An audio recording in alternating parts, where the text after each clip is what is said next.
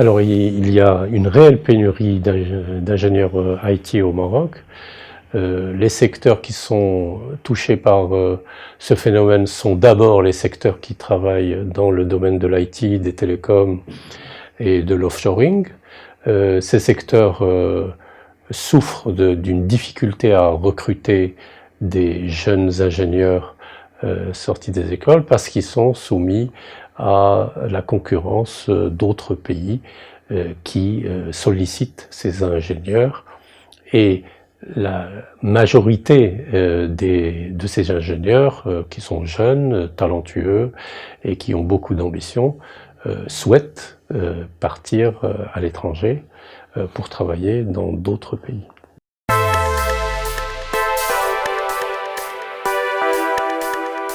Alors les raisons qui font que ces ingénieurs partent ou décident de partir en répondant à des sollicitations d'entreprises étrangères dans des pays développés, essentiellement la France, le Canada, ensuite les États-Unis, l'Allemagne et la Belgique.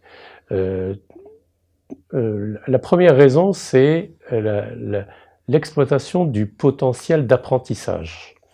Dans ces économies avancées, l'apprentissage post-études est très très intense. C'est-à-dire qu'il permet aux jeunes ingénieurs d'exprimer leur potentiel.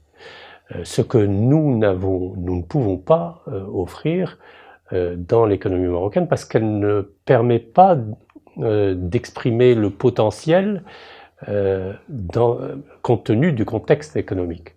Donc, c'est la première raison, c'est je vais à l'étranger, je vais affiner mes connaissances et continuer à apprendre dans un environnement et un contexte, un écosystème plus favorable. La deuxième raison est effectivement les conditions sociales. Les conditions sociales dans ces pays-là sont plus favorables. Il y a une couverture sociale, il y a un système éducatif pour les enfants, qui est beaucoup mieux que les systèmes qui existent dans notre pays. Et donc ça, c'est la deuxième raison. Et la troisième raison, contrairement à ce qu'on peut penser, c'est vraiment la troisième raison, c'est la rémunération. Donc ce n'est pas le critère de rémunération qui est le premier facteur qui fait que chaque étudiant décide d'aller à l'étranger. Et l'autre partie, c'est pourquoi les entreprises de ces pays développés sollicitent la main-d'œuvre marocaine, les ingénieurs marocains. Ça, c'est lié à des conditions démographiques dans ces pays-là. En général, ces pays-là sont en situation de déficit démographique pour ces métiers-là. Ils ont moins d'ingénieurs que ce dont leur économie a besoin. Et où est-ce qu'ils vont aller chercher? Ils vont aller chercher dans les pays où il y a des réserves démographiques. Et heureusement, pour nous, nous faisons partie des pays qui ont des réserves démographiques, compte tenu de notre système démographique qui est positif, et deuxièmement, compte tenu aussi de la qualité de notre formation et du critère de la langue. Ce sont trois critères qui font que le Maroc est un pays attractif pour ces entreprises et elles viennent y puiser les ressources qu'elles n'ont pas chez elles.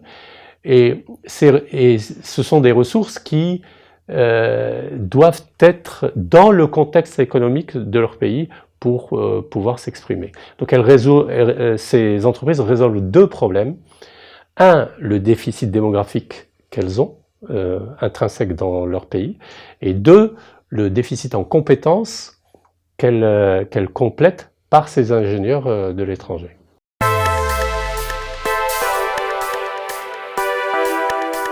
Alors les entreprises marocaines, malheureusement, souffrent de cette pénurie d'ingénieurs, donc elles sont confrontées à des augmentations sur la partie salariale, elles sont confrontées...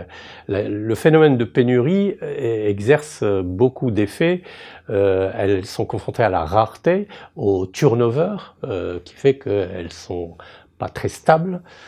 Donc il y a et elles doivent s'adapter. Les entreprises marocaines doivent s'adapter à ce phénomène. Donc elles essayent de s'adapter en requalifiant d'autres ingénieurs, d'autres disciplines vers le monde IT. On prend, par exemple, on recrute maintenant dans les entreprises IT marocaines des biologistes, des mathématiciens, d'autres disciplines et on les reconvertit aux disciplines IT assez rapidement dans des formations courtes et accélérées, ce qui permet de faire face à la pénurie.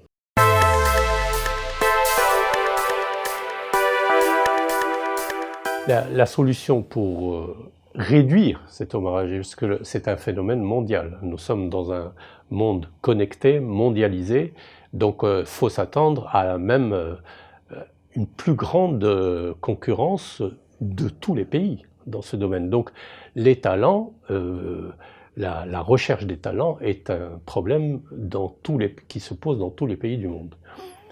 La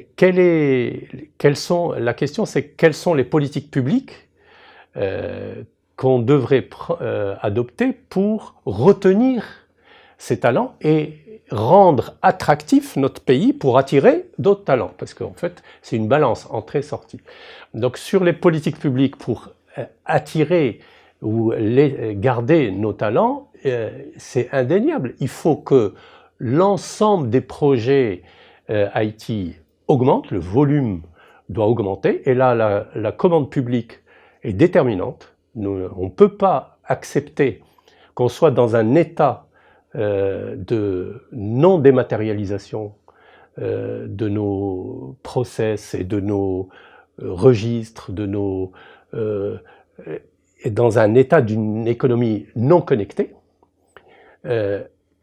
Au XXIe siècle, en 2019. Donc nous avons un gap à rattraper très très vite. La seule solution, c'est d'externaliser. C'est-à-dire que toutes les administrations ne pensent plus à faire elles-mêmes leurs projets informatiques.